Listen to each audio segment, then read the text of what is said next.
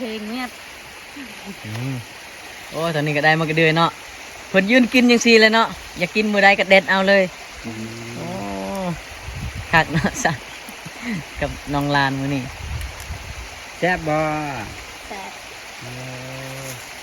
มาเอาได้พยากผู้ใดอยากสามารถมาเก็บเอาได้เลยบ่คิดได้เลยมีปลาโอ้เจ้าจับเอาตามห้วยนี่บ่นี่แหละตามห้วยเก่งแท้จับป่าก็เป็นเนาะปลาปีนี่ระยะมันปักมือบ่สเต็งเลือดลมปลาปีนี่ใช้มือจับหรือว่ากัดเอาเลยบ่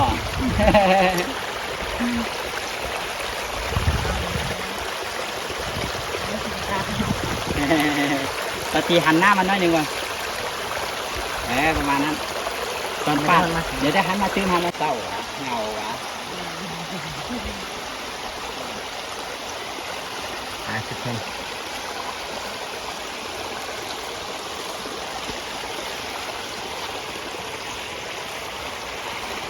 เราที่ไอ้ไทยมือไก่มากเลยนะ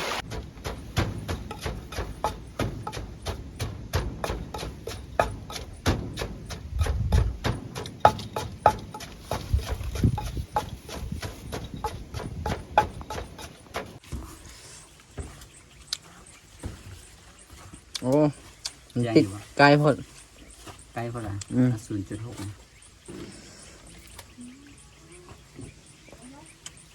โอเคชาจีเจ้าต้องแซ่บเนาะใช่หรือเปล่าอ้าวไกลแม่กินเลยกินครับกินข้าวจะแซ่บเนาะกินข้าวมาได้หิวข้าวได้เอากับปิ้งปลาเนาะสตีกับน้องข้าวซอยแล้วก็มีผักเนาะกินข้าวกับมื้ออื่นเนาะมื้อนี้เนาะแล้วนั่งร้านอยู่ตอนนี้อาเดี๋ยวได้ก่อนบรรยากาศมันบริสุทธิ์จัง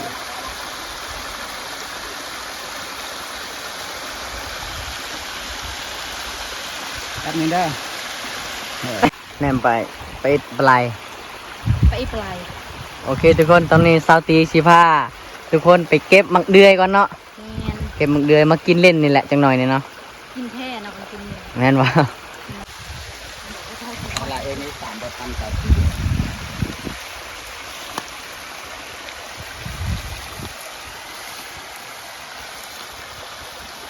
นี่มากระเดือยสาวตีเนาะตั้งแต่ไปถ่ายคลิปมื้อนั้นเนาะมื้อนี้ก็แม่นกินได้แล้วทุกคนไอ้มันเบียร์ทั้งหน้ามันมึงเกาะมีเจ้าของอยู่ป่ะเด้กูดังไฟนะอ๋อขอลำเพลินละตีพอแล้วเป็นของอายเขาเองนะพี่น้องกันเอ็นอันแต่กับผู้ปู่จะกี่เดี๋ยวนั้นหักแล้วก็หันเดี๋ยวหันหน้าไปจักเด้เด็ดหันหน้า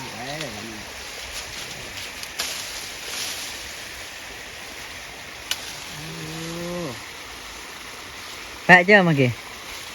ยังก็เขายังมีกับมักเดือยแซ่บก็มักเดือยกับชาตีนี่แหละมาวะที่เรามันก็กินอะไรสาวตีก็ได้มึงเดือยใช่กินจังได้สาวตียำไปเลยละยำไปเลยวะกินแต่นายมันสีขาวเห็นปะเดี๋ยวอยู่ทางนี้เพลงเนี่ยโอ้ตอนนี้ก็ได้มากระเดือยเนาะเพิ่นยืนกินยังซีเลยเนาะอยากกินมื้อใดก็เด็ดเอาเลยโอ้คักเนาะสัตว์กับน้องลานมื้อนี้แซ่บบ่แซ่บมาเอาได้พยากผู้ใดอยากสามารถมาเก็บเอาได้เลยบ่คิดได้เลย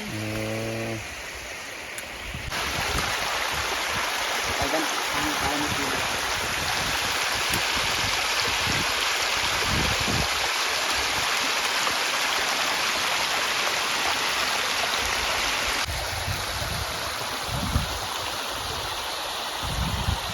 ไม่งานต้องคู่กับคนงามดมเบิ้ง โคตรคิ้ว คิวว่ะ เอาทุกคนตอนนี้ซาวตีแม่นกำลังสีล้างปลาน้อยสะอาดแล้วก็มาเผาอยู่นี่เนาะนี่ออกมาให้มาหูดเข่าพี่น้องนี่มันได้ปรากฏมาเด้อมันจับตามห้วยนี่แหละ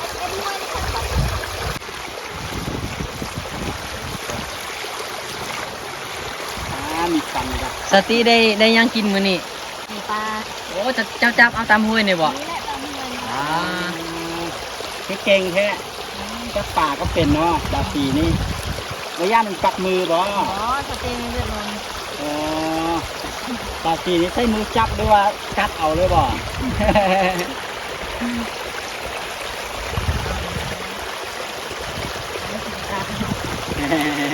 ตาตีหันหน้ามันหน่อยหนึ่งก่อนประมาณนั้นตอนปาดเดี๋ยวได้หันมาตื้มหันมา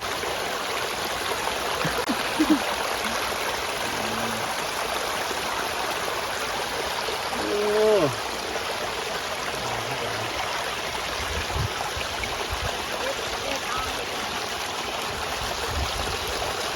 อยู่ในหนังเลยล่ะมีคันจ้ะ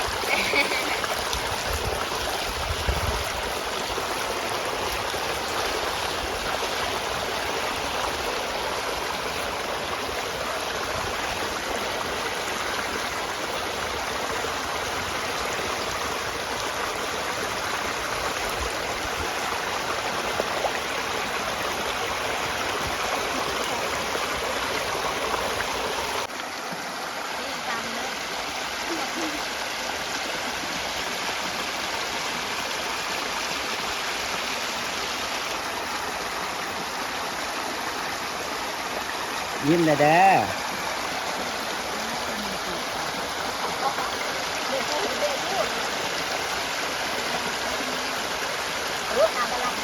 ร้านยิงจะได้ยิงจะได้ยิงยังไงล่ะ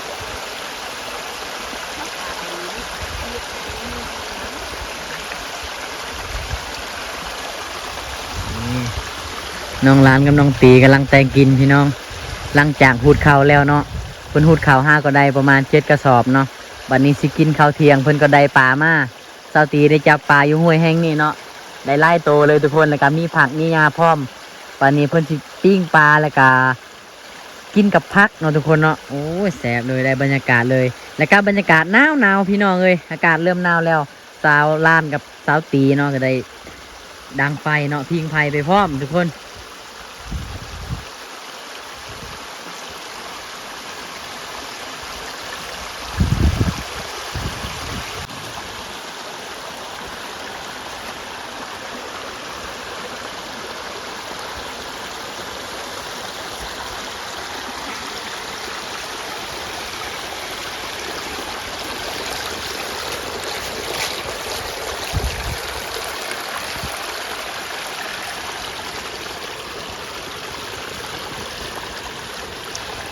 สติได้ปลาเนาะ3-4 โตวพุ่นนะพี่น้อง ถ้าปีล่างป่าให้เบิ่งอีกทอดนึงนะยืนยังทำถ่ายใจหันหน้ามาหน่อยหนึง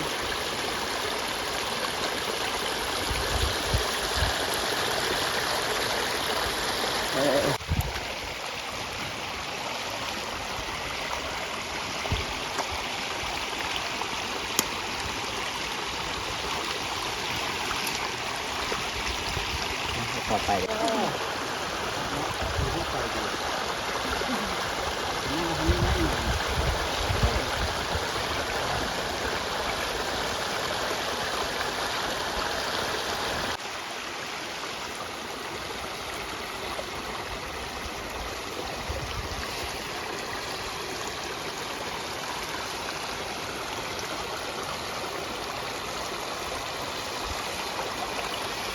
นั่นแหละ นี่น้องลานเป็นคนล่าง น้องข้าวซอยเนาะกำลัง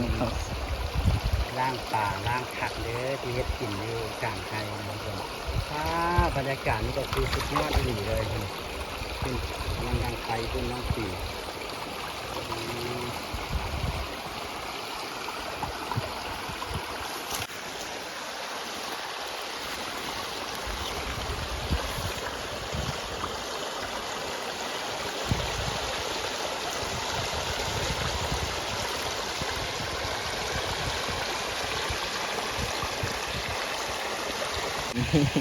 เบื้องล่างของเราทำดินเนาะ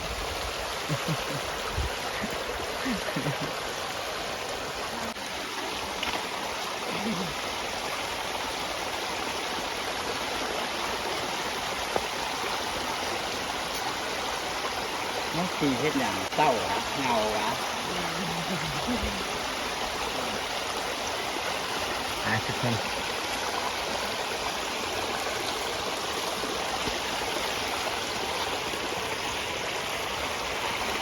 เราที่ไอ้ทายมือไก่มากเลยนะ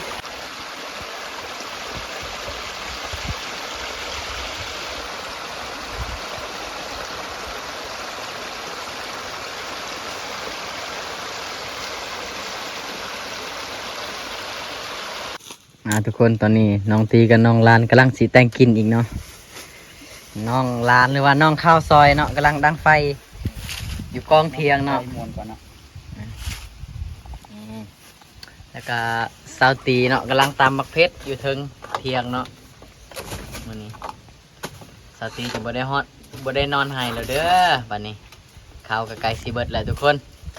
เนาะแต่ก่อนมันมานอนอยู่นี่ตลอดเนาะ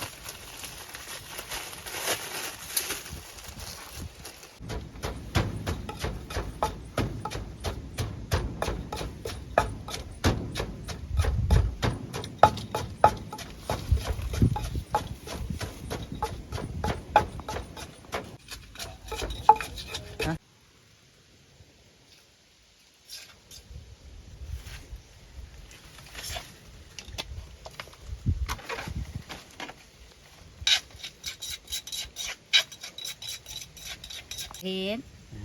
น้องตีเฮ็ดแล้วคือสิบ่เผ็ดตามความมีแต่ความหวานนะใส่หอยยิ้มลงไปหลายเลยน้องตีนี่สดแจวเลย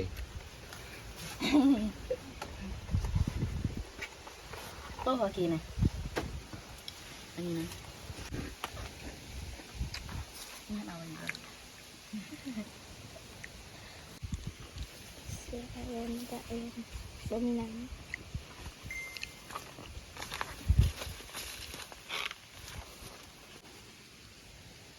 ก็ให้เราตาเสียงที่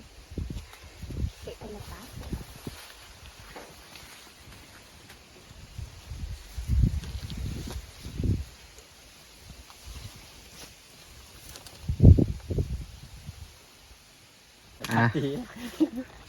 นี่เนาะวันนี้กลับมาเที่ยงแล้วเพิ่นสิกำลังสิแต่งกินนะทุกคนเนาะพักผ่อนแป๊บเดียวเนาะอันนี้น้องข้าวซอยเนาะเมื่อยบ่ บ้า นี่เนาะน้องข้าวซอยเมื่อยบ่บันไดเนาะโอเคทุกคนบ่เมื่อยบันไดพากันนั่งพักผ่อนเนาะวันนี้นะเพิ่นก็สิแต่งกินทุกคน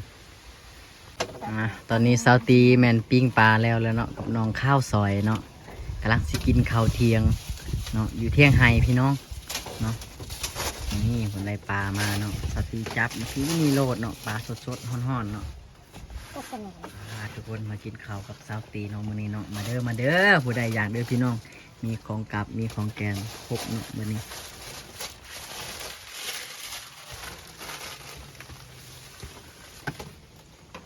เดี๋ยวแล้วมุกแก้งหน่อยเลย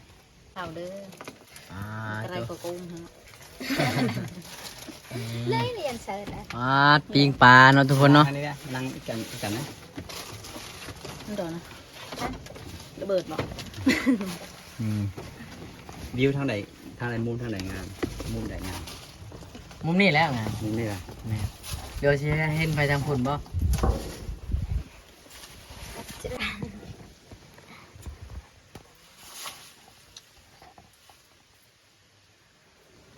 ตีเอ้ย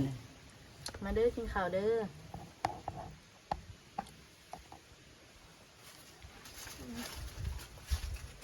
มาคนขึ้นน้ำลายเหรอเนาะ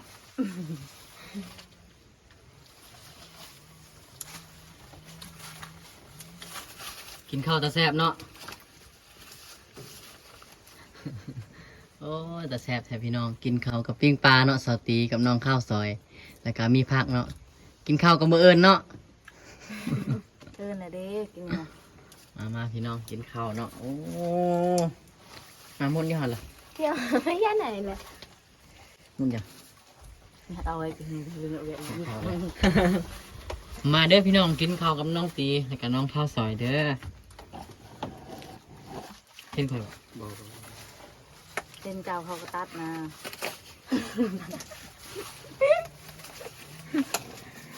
สติสติก็สร้างหยอกลาเอกขนาดเลยเนาะจงก็เป็นคู่กันเฮ้ยบ่แม่นนะ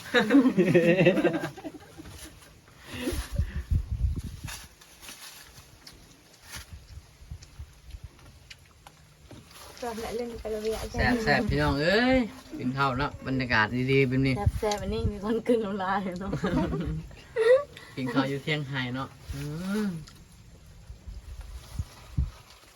มาเลยเขาหมดเอาเลยกระดังขอบคุณ ข้าวผมได้มาลายเนาะตากคอนเทนต์นึกยันตากคอนเทนต์เนาะแต่ อาจ ว่า จะกินได้ปั๊บเลยฮะ หนักกว่านายถึงอ่ะปักครับ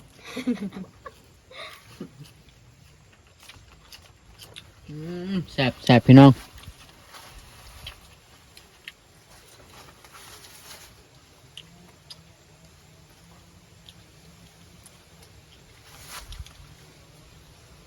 อันนี้คือบุกใช่แล้ว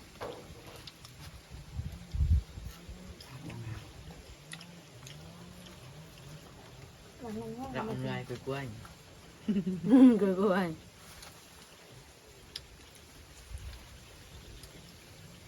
นะกินนะเราชอบที่จะกินหมดนะ เราไม่จงนะผมกิน เอารถนะทั้งหมด น่าสตาร์ตี คือเขาคือเขาให้คอนเทนต์เดลีเนาะเจะควางชี้หิวตายกระซังเนาะน้อยกระซัง อะไรพูดเด้อ1 2 เมื่อวานมันจะถอดแล้วด้วยงอกแต่ถึงได้เบาแซ่บบนน้องข้าวซอย แซ่บ ซอตีเด้ แซ่ อ๋อบ ทั้งแซ่บทั้งได้บรรยากาศเนาะอยู่เที่ยงไฮเนาะ แม่ อืม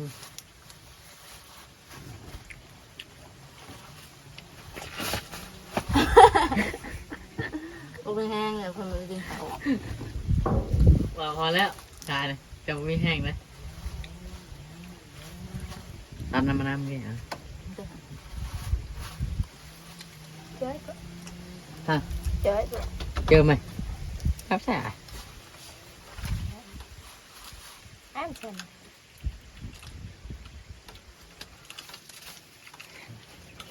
ปีรักหมดเลย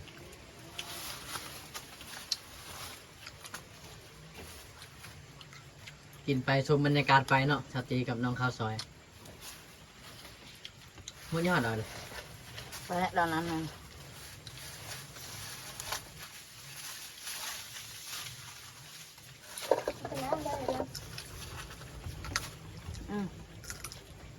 หนอนทำไม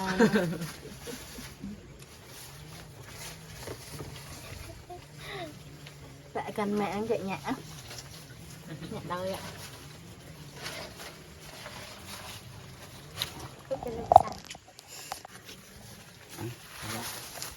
อืม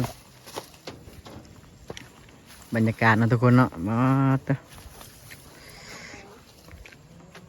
รถเด้อก็ต้องอ่านน้ำเด้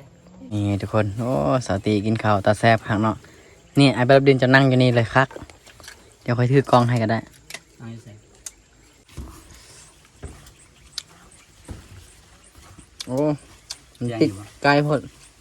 ใกล้พอละ อืม 0.6นะ โอเคอืม ชาจีเฮ็ดแจ่วต้องแซ่บเนาะใช่หรือเปล่าเอ้าไกลๆแม่ kín này kín ra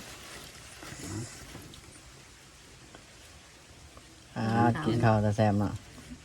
นะกินข้าวมาได้หิวข้าวได้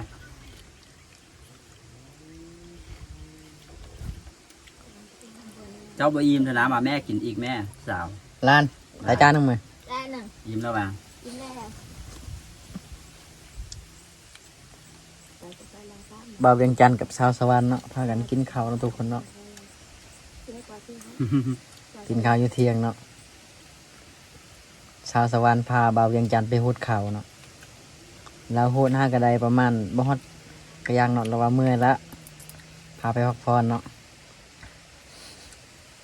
เดี๋ยวมันได้กินข้าวน้ำกันเด้อกับสาวเสียโกน เอ สาว อ ตีมันปิ้งปลาสู้กินแซ่บปลาไปจับมาเองว่าซั่น